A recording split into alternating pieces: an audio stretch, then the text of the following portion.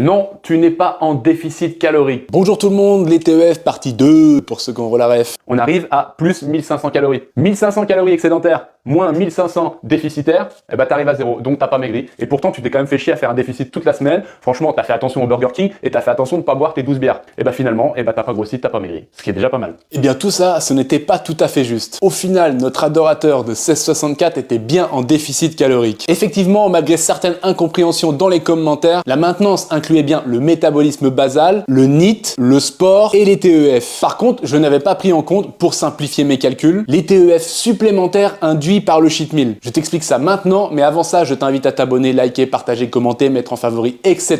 Mais surtout à aller voir ma vidéo sur le déficit calorique, sur la maintenance et la première partie des TEF, histoire que tu ne sois pas trop largué. Donc comme je disais, pour connaître la dépense énergétique réelle théorique, il faut calculer la dépense induite par les TEF du cheat meal, donc du BK et des 1664. Pour ceci, je vais commencer à additionner chaque macronutriment pour chaque aliment. Donc le cheat meal se composait d'un double steakhouse, si vous vous rappelez bien, d'une frite moyenne, d'un wrap et de 3 1664. La 1664, c'est de la bière, hein, pour ceux qui savent pas. On sait jamais dans la communauté des go muscu matrixés. Et donc les macronutriments, on aura les lipides, les protéines, les glucides et l'alcool. Ce qui nous fait un total de 132 grammes de lipides, 92 grammes de protéines, 177 grammes de glucides et 33 grammes d'alcool. Je convertis tout ça en calories, donc ça nous donne pour les lipides 1188 calories. Quand je dis calories, c'est toujours kilocalories. 368 pour les protéines, 706 pour les glucides et 231 pour l'alcool. Et pour finir, je vais calculer le nombre de calories que je vais brûler par le biais du TEF.